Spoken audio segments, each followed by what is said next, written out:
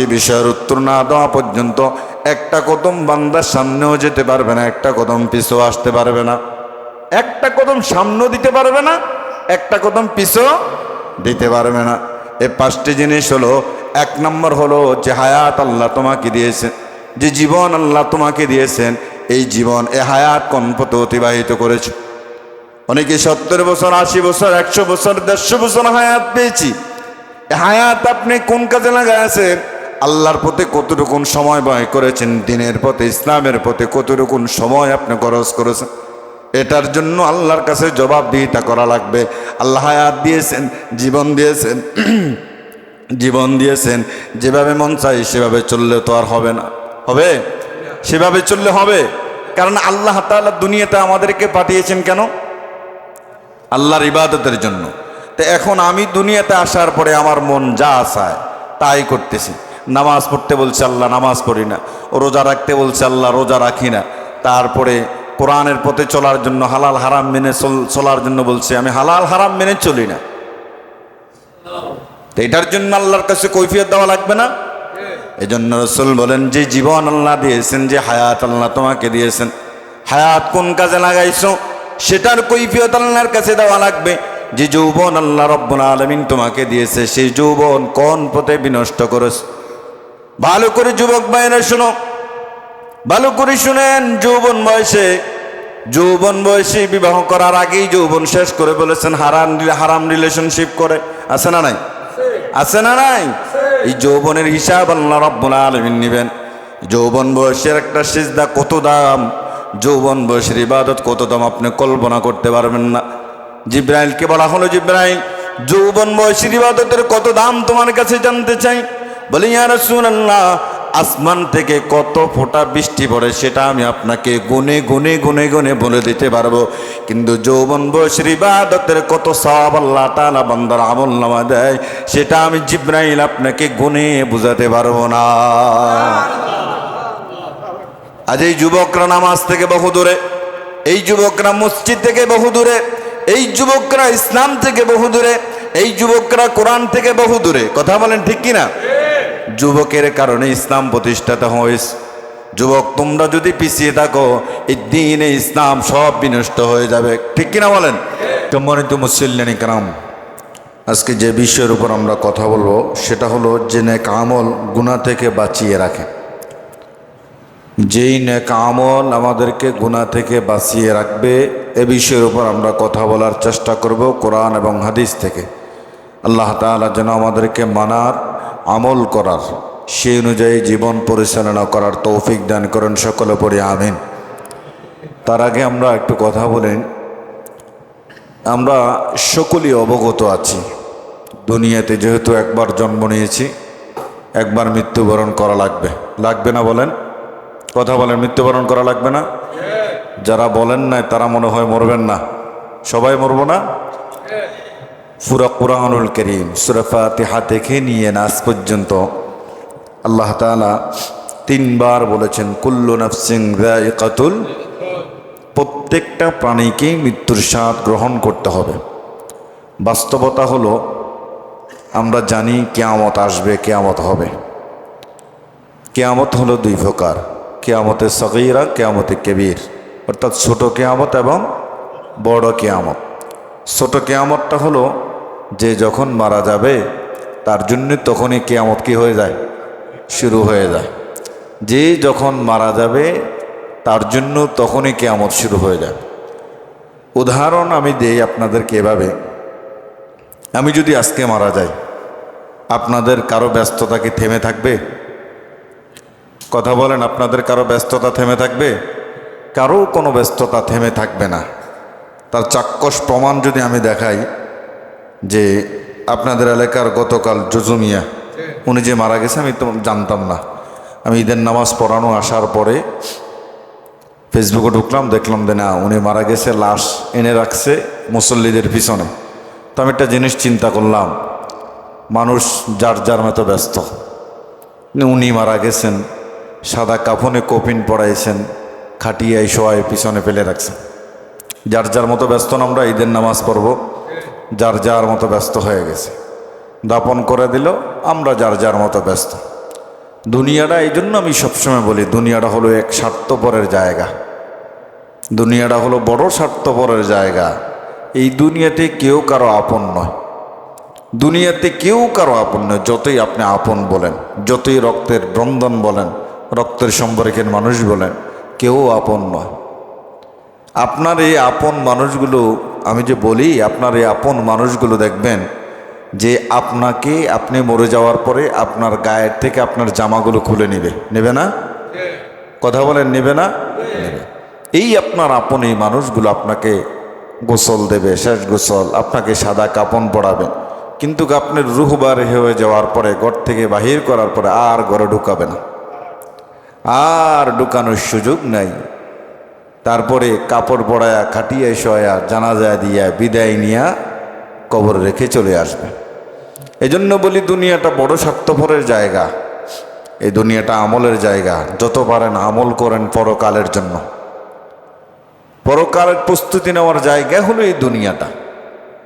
প্রস্তুতি যদি না নিয়ে যেতে পারেন, আমরা চিন্তা করি যে 10 বছর পরে, 15 বছর পরে বৃদ্ধ হয়ে যাব, তখন কিভাবে চলবো।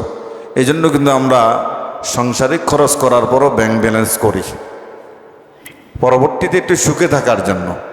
কিন্তু আমার রুহটা যদি এখনই চলে যায়, এখনই যদি এর দেহ থেকে রুহটা বাহির হয়ে যায়, কবরের জন্য আমার প্রস্তুতি কি? পরকালের জন্য প্রস্তুতি কি?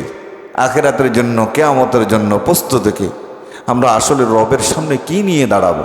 কি আছে আমাদের? কি আমল আছে? কে বলতে পারবেন যে আমার এই আমলের কারণে আমি রবের সামনে বুক ফেলে দাঁড়াতে পারবো? যদি আল্লাহ রহম না করেন, যদি আল্লাহ আমাদেরকে ক্ষমা না করেন, আমাদের এই আমল দ্বারা আমরা চিন্তাও করি না যে জান্নাতে যেতে পারবো। আমরা তাকায় আছি আল্লাহর রহমতের দিকে। কার দিকে? আল্লাহর রহমতের দিকে। সাহাবাই কেরাম যেভাবে আমল করেছেন, আমরা কি সেভাবে করতে পারি? বলেন, আমরা কি করতে পারি? সাহাবাই কেরাম তাহাজ্জুদ নামাজ কখনো ছাড়েন নাই। আল্লাহ রসুল নামাজ পড়তে পড়তে পায়ের গোড়ালি ফুলিয়ে ফেলছেন, রসুল সিজদায় পড়ে আছেন। আবু জাহেল, উতবা, সাহেবা উটের নাড়ে বুড়িয়ে এসে রসুলের ঘাড়ের উপর চাপায়া দিয়েছেন। দিন, ইসলাম, কোরআনের জন্য, নামাজের জন্য এত কষ্ট করেছেন, আর আমরা বিন্দু মাত্র দিনের জন্য, ইসলামের জন্য, নিজের জন্য, পরকালের জন্য, কবরের জন্য কষ্ট করি? বলেন, করি? করি না। আমাদের সব পরিশ্রম হয় দুনিয়া ভিত্তিক। কথা বলেন, ঠিক কিনা? সব কিছু হয় দুনিয়ার জন্য। দুনিয়া কেমনে সাজানো গোছানো যায়, সুন্দর বাড়ি করা যায়, সুন্দর একটা মেয়ে বিবাহ করা যায়, সব কিছু হয় আমাদের দুনিয়া কেন্দ্রিক। আখেরাতের বেলা হিসাব করে দেখেন, একবারে শূন্য, একেবারে শূন্য। এই জন্য মানুষ অতি দুর্বল। আল্লাহ তাআলা মানুষকে দুর্বল করে বানাইছে, সবল করে বানান নেই। খুলিকাল ইনসানু দাঈফা, আমি মানুষকে দুর্বল করে বানাইছি। এই মানুষগুলো একটা মাছির কাছে দুর্বল, এই মানুষগুলো একটা মশার কাছে দুর্বল, 2 টাকা দামের একটা ব্লেডের কাছে মানুষ দুর্বল। দুর্বল না? মানুষ দুর্বল। কারণ আপনি মশার বয়ে মশারি টাঙান, মশার বয়ে মশারি টাঙান না? মাছির বয়ে খাবারগুলো প্লেট দিয়ে ঘোরা দিয়ে রাখেন, ডাকনা দিয়ে রাখেন। 2 টাকার ব্লেড যখন শেভ করেন, মুস কাটেন বা অন্য কিছু কাটেন, তখন খুব সতর্কতা অবলম্বন করে কাটেন, কোনো দিক দিয়ে নেই কেটে যায়, খুব সতর্কতা অবলম্বন করেন। তার মানে আল্লাহ তাআলা এই যে বলেছেন খুলিকাল ইনসানু দাঈফা, আমি মানুষকে একেবারে দুর্বল করে বানাইছি। মানুষের চারপাশের পরিবেশ, তার নফসের তাড়নায়, শয়তানের কুমন্ত্রণায় মানুষ গুনাহ করে ফেলে। গুনাহ হয়ে যায় না আমাদের? নফসের তাড়নায়, শয়তানের কুমন্ত্রণায় আমাদের অহরহর গুনাহ হয়ে যাচ্ছে। আপনি একটু চিন্তা করেন, হিসাব একটু মিলান, যে আজকের ফজরের নামাজের পর থেকে শুরু করে নিয়ে এই পর্যন্ত আমার আপনার দ্বারা কতগুলো মিথ্যা কথা হয়েছে। কয়জন মানুষকে ঠকালাম, কয়জন মানুষের পিছনে গীবত করলাম, কয়জন মানুষকে ছোট করে কথা বললাম। এই হিসাবটা যদি আমি আপনি একটু মিলাই, হিসাব বের হয়ে যাবে। হিসাব বের হয়ে যাবে যে সারাদিন কতগুলো মিথ্যা বললাম, এগুলো বের হয়ে যাবে। মানুষের পরনিন্দা করলাম, মানুষের পিছনে কথা বললাম, নিজের সম্মান মানুষের কাছে তুলে ধরার জন্য, হিসাবগুলো বের হয়ে যাবে।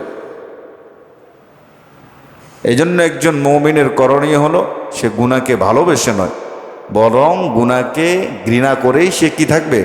বেঁচে থাকার চেষ্টা করবে।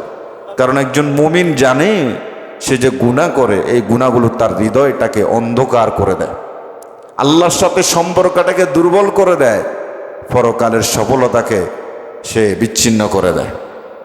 শুধুমাত্র এই গুনাহ, শুধুমাত্র এই নফস, শুধুমাত্র এই শয়তান আমাদেরকে আল্লাহর কাছ থেকে আড়াল করে দেয়, দুর্বল করে দেয় আল্লাহর সাথে আমাদের সম্পর্কটা। আমাদের এই আল্লাহর সাথে সম্পর্কটা দৃঢ় রাখতে হলে, পরকালের সফলতাটাকে আঁকড়ে ধরতে হলে আমাদের এমন কিছু আমল করতে হবে যেটা আমাদের জন্য ডাল হয়ে কাজ করে। তাহলে আমরা অন্ধকার থেকে ফিরে আসতে পারবো, আলোর পথে নিজের জীবনটাকে পরিচালিত করতে পারবো। ইবনে মাসউদ রাদিয়াল্লাহু তাআলা আনহুকে একজন প্রশ্ন করলেন, ইবনে মাসউদ, আপনার কাছে একটি বিষয় জানতে চাই। বলে, কি বিষয়? বলে, আপনি কোন মানুষটাকে ভালোর চোখে দেখেন? যার পাপ কম না পাপ কম গুনাহ কম, না যার পাপ বেশি গুনাহ বেশি?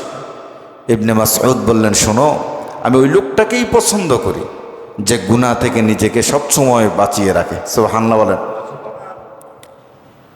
আমরা অনেকেই নিজের অজান্তে ছোট ছোট গুনাহ করে ফেলি। আমরা মনে করি যে এগুলো তো ছোট ছোট গুনাহ, এগুলো আল্লাহ মাফ করে দেবে। কিন্তু এই ছোট ছোট গুনাহগুলো একদিন আপনার পাহাড় সমান হয়ে যাবে। এই ছোট ছোট গুনাহগুলো আপনাকে জাহান্নামে নেওয়ার কারণ হবে। বিন্দু থেকেই হয় কি সিন্ধু, ছোটর থেকেই হয় বড়। আজকে আমরা অহরহর মিথ্যা বলি না? আমাদের দ্বারা মিথ্যা কথা হয় না, মিথ্যা বলি, এটাকেও আমরা ছোট করে দেখি। যত ধরনের অপরাধ, যত ধরনের গুনাহ সব আমরা করি, এগুলো আমরা একবারে শুকনো দেখি, একবারে ছোট দেখি, একবারে ক্ষীণ অবস্থায় এগুলোকে দেখি। এগুলোই আমাদের জাহান্নামে যাওয়ার কারণ হবে। আমি আপনি যখন বাদামওয়ালার থেকে 10 টাকার বাদাম কিনি, 5 টাকার বাদাম তার থেকে না বইলে দাঁড়ায় দাঁড়ায় খেয়ে ফেলি, আছে না নাই? 20 টাকার বুট কিনি, 5 টাকার দাঁড়ায় দাঁড়ায় তার থেকে না কয়ে খেয়ে ফেলি। এই যে আপনি এগুলোকে গুনাই মনে করছেন না, এটাও তো কিন্তু বান্দার হক। এটা বান্দার হক না? এটাও বান্দার হক। সুতরাং বান্দা যদি মাফ না করে, কিয়ামতের ময়দানে বড় দরাজ। আল্লাহর হিসাব বান্দার সাথে, সেটা আল্লাহ মাফ করলে মাফ করতে পারেন, কিন্তু বান্দার হিসাব যখন বান্দার সাথে, বান্দা মাফ না করলে, বান্দা ক্ষমা না করলে, আর ক্ষমার কোনো জায়গা নাই, কোনো জায়গা নাই। এই জন্য ছোট ছোট গুনাহগুলোকে আমরা এগুলোকেও বড় করে দেখব, ছোট দেখব না। ছোট করে দেখার কোনো সুযোগ নাই। তো গুনাহ তো গুনাই, ঠিক কিনা বলেন? গুনাহ তো গুনাই। একদিনে দুনিয়া থাকবে, ঘর থাকবে, বাড়ি থাকবে, আপনজন মানুষ থাকবে। আমি মনে করি আমি চলে গেলে দুনিয়ার থেকে আমার এই পরিবার, আমার এই ছেলে সন্তান কে দেখবে? এই ব্যস্ততা কে দেখবে? আপনি আজকে চলে যান, স্বাভাবিকভাবে আপনার গ্রাম চলবে, স্বাভাবিকভাবে আপনার সমাজ চলবে, স্বাভাবিকভাবে আপনার ঘর চলবে, ঘরের আত্মীয় স্বজন সব যারা আছে সবাই চলবে না বলেন? এই যে গতকাল একজন বিদায় হয়ে গেছে, ওনার জন্য কি আপনাদের গ্রাম থেমে গেছে? বলেন, ওনার জন্য কি আপনাদের গ্রাম থেমে গেছে?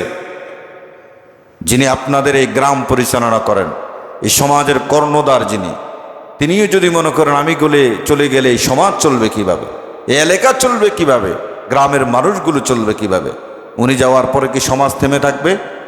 উনি যাওয়ার পরে কি গ্রাম থেমে থাকবে? উনি যাওয়ার পরে কোনো কিছুই থেমে থাকবে না, স্বাভাবিকভাবে সব চলবে। এগুলো আমাদের চোখের দেখা। দামি দামি মানুষ চলে যাচ্ছে, যে মনে করছে আমি যাওয়ার পরে সমাজ চলবে না, গ্রাম চলবে না, দেশ চলবে না, রাষ্ট্র চলবে না, পরিবার চলবে না, আমার ছেলে মেয়ে বিবি বাল বাচ্চা চলবে না। স্বাভাবিকভাবে উনি চলে গেছেন, দেশ চলতেছে, রাষ্ট্র চলতেছে, অর্থনীতি চলতেছে, পরিবার চলতেছে, তার ছেলে সন্তান সবাই চলতেছে স্বাভাবিকভাবে। এই জন্য একটু মাথা খাটান, চলতে হবে। আমাদেরকে যারা দুনিয়া চলবে, আমরা একদিন এই দেশ থেকে, এই জমিন থেকে চলে যেতে হবে। প্রস্তুতি কি প্রস্তুতি নিয়ে যাব? আইনামা তাকুনু ইউদরিকুমুল মাউত, যেখানেই থাকি না কেন মৃত্যু তো ধরবেই। লোহার শিকলের ভিতরে যদি লুকায় থাকেন, মৃত্যু সেখানে গিয়েও ধরবে। এই মৃত্যু থেকে পালানোর কোনো জায়গা নাই। ধনী গরিব, রাজা ফকির, আমির বাদশাহ সবাই মরতে হবে। এই দুনিয়ার জমিন এটা থাকার জায়গা না, এখান থেকে আমাদের একদিন না একদিন বিদায় নিতেই হবে। আজ থেকে 100 বছর আগে 200 বছর আগে যারা ছিলেন এখানে জমিনে তারা আজকে নাই। আবার 100 বছর 50 বছর পরে আমরা যারা এখানে উপস্থিত আছি এখন এই দুনিয়ার থেকে আমরাও একদিন নাই হয়ে যাব। হব না বলেন? নাই হব না? হয়ে যাব। হাল্লা তাআলাল ইনসান হিনুম মিনাদ দাহরি লাম ইয়াকুন শাইআম মাযকুরা। মানুষ দুনিয়াতে তোমার একদিন নাম নিশানা ছিল, আবার একটা সময় যখন আসবে তোমার নাম নিশানা বড়ত্ব কিছুই এই দুনিয়াতে থাকবে না, সব বিলীন হয়ে যাবে। তাহলে কিসের এত অহংকার আমাদের? গৌরব কিসের? কিসের গৌরব? আমরা যা কিছু করি আমাদের এই কাজগুলোকে আল্লাহর নজরের বাহিরে? বলেন আল্লাহর নজরের বাহিরে? আল্লাহ কি দেখে না? আল্লাহ দেখে। আপনি অন্ধকারে করেন, আলোয় করেন, দিনে করেন, রাতে করেন, প্রকাশ্যে করেন, গোপনে করেন, যা কিছু আমরা করি সব কিছু আল্লাহর নজরদারিতে আছে না নাই? সব কিছু আল্লাহর নজরদারিতে আছে। আল্লাহ বলেন وَاعْلَمُوا أَنَّ اللَّهَ يَعْلَمُ مَا فِي أَنفُسِكُمْ فَاحْذَرُوا وَاعْلَمُوا أَنَّ اللَّهَ غَفُورٌ رَحِيمٌ। আল্লাহ রাব্বুল আলামিন বলেন, মানুষ জেনে রাখো আমি তোমাদের সব খবর কিন্তু জানি, সুতরাং তোমরা আমি আল্লাহকে ভয় করো, আমি আল্লাহকে ভয় করো। কেন ভয় করব? কিয়ামতের দিনের বিচারের মালিককে, বিচারের মালিককে। যত অপরাধ আমরা করি শেষ বেলায় যদি আল্লাহর কাছে এসে দুহাত তুলে আল্লাহর কাছে বলে, রব্বুল আলামিন অপরাধ আমি করে ফেলেছি, আমি গুনাহগার, আমি অপরাধী, আমি অপরাধী, আমি গুনাহগার। তুমি তো কোরআনে বলেছো তুমি রহমান, তুমি রহিম, তুমি গফুর, তুমি গফফার।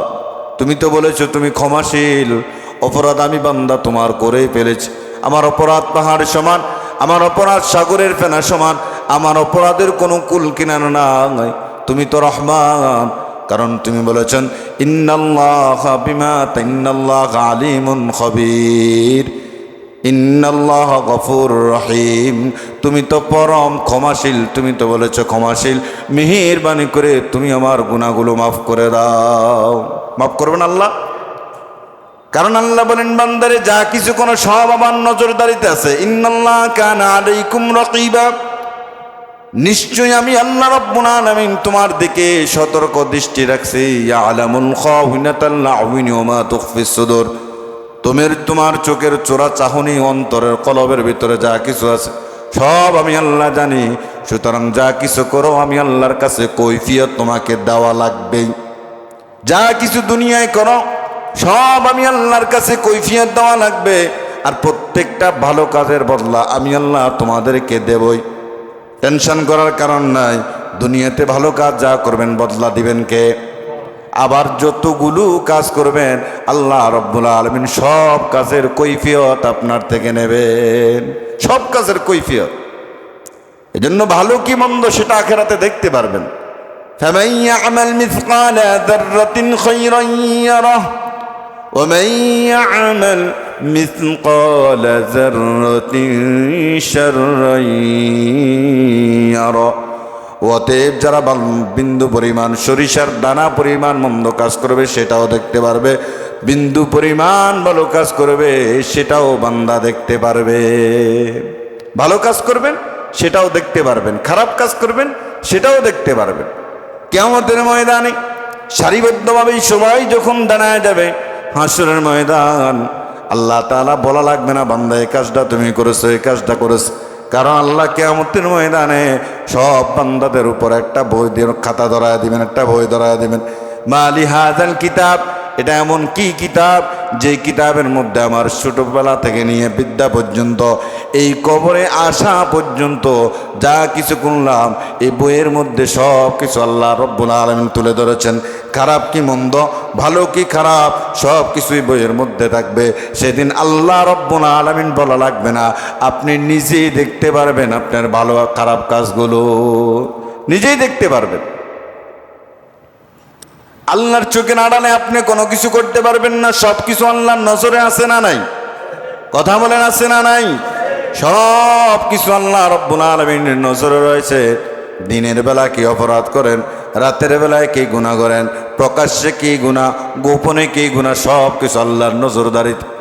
যদি আপনি মনে করেন রাতের বেলায় গুনাহের কাজে যাচ্ছি, আমার মা দেখে না, আমার বাবা দেখে না, সমাজের কোনো মানুষ দেখে না, এলাকার কোনো মানুষ দেখে না, আমার কোনো বন্ধু বান্ধব দেখে না, একজন দেখেন, তিনি কে?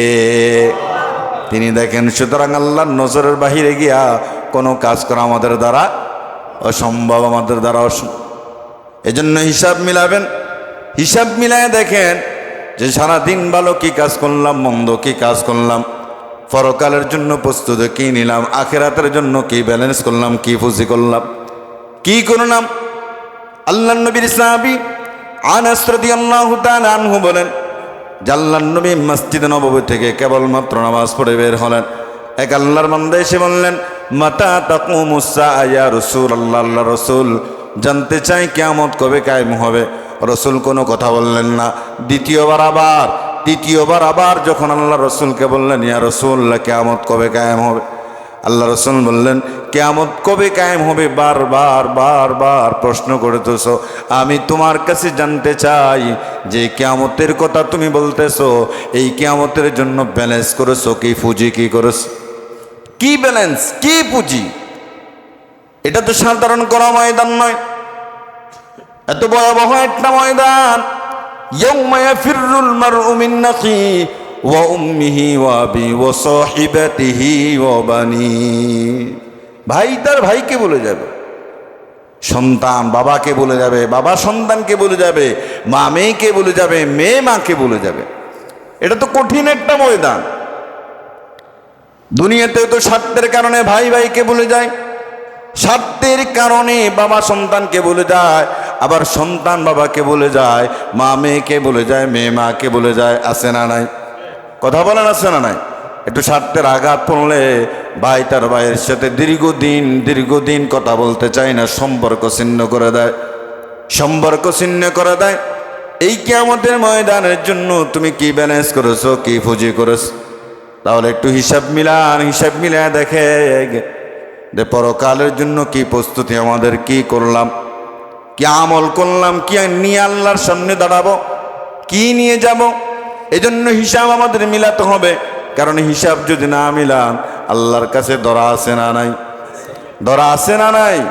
হিসাব মিলাতে হবে। এই জন্য আল্লাহ বলেন, ইয়া আইয়ুহাল্লাযীনা আমানুত্তাকুল্লাহ ওয়ালতানজুর নাফসুম মা কদ্দামাত লিগাদ ওয়াত্তাকুল্লাহ ইন্নাল্লাহা খাবীরুম বিমা তা'মালুন। আল্লাহ তাআলা বলছেন, ইয়া আইয়ুহাল্লাযীনা আমানু, হে বিশ্বাসীগণ, হে ঈমানদারগণ, ইত্তাকুল্লাহ, ভয় করব কাকে? কাকে ভয় করব? ইত্তাকুল্লাহ, আল্লাহকে ভয় করো। অন্য আয়াত আল্লাহ বলেন, ইয়া আইয়ুহাল্লাযীনা আমানুত্তাকুল্লাহ হাক্কা তুকাতিহি ওয়া লা তামুতুন্না ইল্লা ওয়া আনতুম মুসলিমুন। অন্য আয়াত আল্লাহ বলছেন, ইয়া আইয়ুহাল্লাযীনা আমানুত্তাকুল্লাহ, হে ঈমানদারগণ, আল্লাহকে ভয় করো, হাক্কা তুকাতি, ভয় করার মতো ভয়। ওয়ালা তামুতুন্না ইল্লা ওয়া আনতুম মুসলিমুন, তবে মুসলমান না হইয়া কিন্তু মৃত্যুবরণ করো না। আমরা কি মুসলমান না? সবাই বলেন, আমরা কি মুসলমান না? তারপরও আল্লাহ বলেছেন, আল্লাহকে ভয় করো, ভয় করার মতো ভয়, তবে মুসলমান না হইয়া কি করো না? ইয়া আইয়ুহাল্লাযীনা আমানুত্তাকুল্লাহ, হে ঈমানদারগণ, ইত্তাকুল্লাহ, আল্লাহকে ভয় করো। ওয়ালতানজুর নাফসুম মা কদ্দামাত লিগাদ, এবং তোমরা পরকালের জন্য অগ্রিম কি পাঠিয়েছো। অর্থাৎ আমরা যা ভালো কাজ করি, যা আমল করি, এগুলো কিন্তু আল্লাহর কাছে চলে যাচ্ছে। ভালো কাজগুলো আল্লাহর কাছে চলে যাচ্ছে, আমলগুলো যদি সহি হয় আল্লাহর কাছে চলে যাচ্ছে। এই জন্য আল্লাহ বলেন, পরকালের জন্য অগ্রিম তোমরা কি পাঠাইলা। ইত্তাকুল্লাহ, আল্লাহকে ভয় করো। ইন্নাল্লাহা বিমা তা'মালুনা খাবীর, নিশ্চয় আল্লাহ রাব্বুল আলামিন তোমাদের মনের সব খবর জানেন। জানে কি জানে না? আল্লাহ মনের সব খবর জানেন। এই অন্তরে কি চিন্তা ভাবনা আছে, কি নিয়ে চিন্তা করতেছেন, ভাবনা ভাবতেছেন, সব অন্তরে আছে। এজন্য আল্লাহ বলেন, ওয়ালা তাকুনু كالذين نسوا الله فأنساهم أنفسهم أولئك هم الفاسقون আল্লাহ বলেন তবে তোমরা তাদের মতো হয়ো না যারা আল্লাহকে ভুলে গেছে আল্লাহ তাদেরকে ভুলে গেছে। তাদের মতো হয়ো না যারা আল্লাহকে ভুলে গেছে আল্লাহ যাদেরকে ভুলে গেছে তারাই হলো পাপাচার, তারাই হলো ফাসিক, তারাই হলো গুনাহগার। তাদের মতো হয়ো না। আমরা অনেকে মনে করে গুনাহ করে আল্লাহকে দেখেনি, আছে না নাই? গুনাহ করে আল্লাহকে দেখেনি, আল্লাহকে ভুলেই গেছে। আল্লাহ যে একজন উপরও আছেন, দেখতেছেন আমাদের সব কর্মকাণ্ড সব কিছু, এটা আমরা ভুলেই গেছি। এই যে ইবনে মাসউদ রাদিয়াল্লাহু তাআলা আনহু বলেন আল্লাহ রাসূল বলেছেন কিয়ামতের ময়দানে বান্দা পাঁচটি বিষয়ের উত্তর না দেওয়া পর্যন্ত একটা কদম বান্দার সামনেও যেতে পারবে না, একটা কদম পিছু আসতে পারবে না। একটা কদম সামনেও দিতে পারবে না, একটা কদম পিছু দিতে পারবে না। এই পাঁচটি জিনিস হলো, এক নম্বর হলো যে হায়াত আল্লাহ তোমাকে দিয়েছেন, যে জীবন আল্লাহ তোমাকে দিয়েছেন, এই জীবন এ হায়াত কোন পথে অতিবাহিত করেছে। অনেকে 70 বছর 80 বছর 100 বছর 150 বছর হায়াত পেয়েছি। হায়াত আপনি কোন কাজে লাগাইছেন? আল্লাহর পথে কতটুকুন সময় ব্যয় করেছেন, দিনের পথে ইসলামের পথে কতটুকুন সময় আপনি খরচ করেছেন, এটার জন্য আল্লাহর কাছে জবাবদিহিতা করা লাগবে। আল্লাহ হায়াত দিয়েছেন, জীবন দিয়েছেন, জীবন দিয়েছেন, যেভাবে মন চাই সেভাবে চললে তো আর হবে না। হবে? সেভাবে চললে হবে? কারণ আল্লাহ তাআলা দুনিয়াতে আমাদেরকে পাঠিয়েছেন কেন? আল্লাহর ইবাদতের জন্য। তো এখন আমি দুনিয়াতে আসার পরে আমার মন যা চায় তাই করতেছি। নামাজ পড়তে বলছে আল্লাহ নামাজ পড়ি না, রোজা রাখতে বলছে আল্লাহ রোজা রাখি না। তারপরে কোরআনের পথে চলার জন্য, হালাল হারাম মেনে চলার জন্য বলছে, আমি হালাল হারাম মেনে চলি না। তো এটার জন্য আল্লাহর কাছে কৈফিয়ত দেওয়া লাগবে না? এই জন্য রাসূল বলেন যে জীবন আল্লাহ দিয়েছেন, যে হায়াত আল্লাহ তোমাকে দিয়েছেন, হায়াত কোন কাজে লাগাইছো সেটার কৈফিয়ত আল্লাহর কাছে দেওয়া লাগবে। যে যৌবন আল্লাহ রব্বুল আলামিন তোমাকে দিয়েছে, সেই যৌবন কোন পথে বিনষ্ট করেছে। ভালো করে যুবক ভাইরা শোনো, ভালো করে শুনেন। যৌবন বয়সে বিবাহ করার আগেই যৌবন শেষ করে বলেছেন হারাম রিলেশনশিপ করে, আছে না নাই? আছে না নাই? এই যৌবনের হিসাব আল্লাহ রব্বুল আলামিন নেবেন। যৌবন বয়সের একটা সিজদা কত দাম, যৌবন বয়সের ইবাদত কত দাম আপনি কল্পনা করতে পারবেন না। জিব্রাইলকে বলা হলো, জিব্রাইল যৌবন বয়সের ইবাদতের কত দাম তোমার কাছে জানতে চাই। বলে ইয়া রাসূলুল্লাহ, আসমান থেকে কত ফোঁটা বৃষ্টি পড়ে সেটা আমি আপনাকে গুনে গুনে গুনে গুনে বলে দিতে পারবো, কিন্তু যৌবন বয়সের ইবাদতের কত সওয়াব আল্লাহ তাআলা বান্দার আমলনামা দেয় সেটা আমি জিব্রাইল আপনাকে গুনে বুঝাতে পারবো না। আজ এই যুবকরা নামাজ থেকে বহু দূরে, এই যুবকরা মসজিদ থেকে বহু দূরে, এই যুবকরা ইসলাম থেকে বহু দূরে, এই যুবকরা কোরআন থেকে বহু দূরে। কথা বলেন ঠিক কিনা? যুবকের কারণে ইসলাম প্রতিষ্ঠাতা হয়েছে। যুবক তোমরা যদি পিছিয়ে থাকো, এই দ্বীনে ইসলাম সব বিনষ্ট হয়ে যাবে। ঠিক কিনা বলেন? এই জন্য যুবকদেরকে এগিয়ে আসতে হবে। 3 নম্বর হলো, কোন পথে তুমি উপার্জন করেছো? তোমার উপার্জন হারাম না হালাল? হালাল পথে উপার্জন করেছো না হারাম পথে উপার্জন করেছো? সুদ খাইয়া ঘুষ খাইয়া মানুষকে মেরে উপার্জন করেছো না হালাল পথে উপার্জন করেছো? আল্লাহ তাআলা সেটাও জিজ্ঞাসা করবেন। আবার এই সম্পদ কোন পথে ব্যয় করেছো সেটাও আল্লাহ জিজ্ঞাসা করবেন। কোরআন হাদিস এই পর্যন্ত যতটুকুন শুনেছেন, যতটুকুন পড়ে বুঝেছেন, তা অনুযায়ী কতটুকুন আমল করেছেন সেটাও আল্লাহ রাব্বুল আলামিন জিজ্ঞাসা করবেন। এই প্রশ্নের উত্তরগুলো দেওয়া না পর্যন্ত বান্দা একটা কদম সামনে দিতে পারবে না, একটা কদম পিছনেও দিতে পারবে না। এজন্য হিসাব মিলান। দুনিয়াতে যখন হিসাব মিলাবেন, আপনি যখন দেখবেন হিসাব মিলাতে গিয়ে যে আপনার আমলের চেয়ে পাপটাই বেশি, তখন অন্তরে একটা ভয় আসবে। তখন কি আসবে? অন্তরে একটা ভয় আসবে যে হায় হায় কি করলাম, আমার যে আমলের চেয়ে গুনাহ বেশি, কি নিয়ে আল্লাহর সামনে দাঁড়াবো। তখন দেখবেন উমামা ইবনে খাত্তাব রাদিয়াল্লাহু তাআলা আনহু বলেন, আল্লাহ রাসূল বলেছেন, দুনিয়ায় যখন তুমি তোমার হিসাব মিলাবা, পরকালে হিসাবটা সহজ করে দিবেন কে? সহজ করে দিবেন কে? এই জন্য যদিও তোমরা যৌবন বয়সে যুবক মানুষ, নামাজ থেকে দূরে, কোরআন থেকে দূরে, মসজিদ থেকে দূরে, নেক আমল থেকে বহু দূরে। এই সময়টা যখন বৃদ্ধা বয়স আসবে তখন টের বাবা যে যৌবন বয়সের সময়টা কত গুরুত্ব। এই সময়টা হারাই ফেললাম, আফসোস করবা সেদিন। সেদিন আর আফসোস করে কোনো লাভ হবে না, কোনো ফায়দা হবে না। এই জন্য তোমাদের পায়ে আমি হাত রেখে বলি, নামাজটা ছাড়িও না, কোরআনটা ছাড়িও না, মসজিদ থেকে দূরে সরে যেও না। আল্লাহ তোমাদেরকে হেফাজত করুক, কবুল করুক। সকলে পড়ি আমিন। ওয়া আখিরু দাওয়ানা আলহামদুলিল্লাহি রাব্বিল আলামিন। আসসালামু আলাইকুম ওয়া রাহমাতুল্লাহি ওয়া বারাকাতুহু।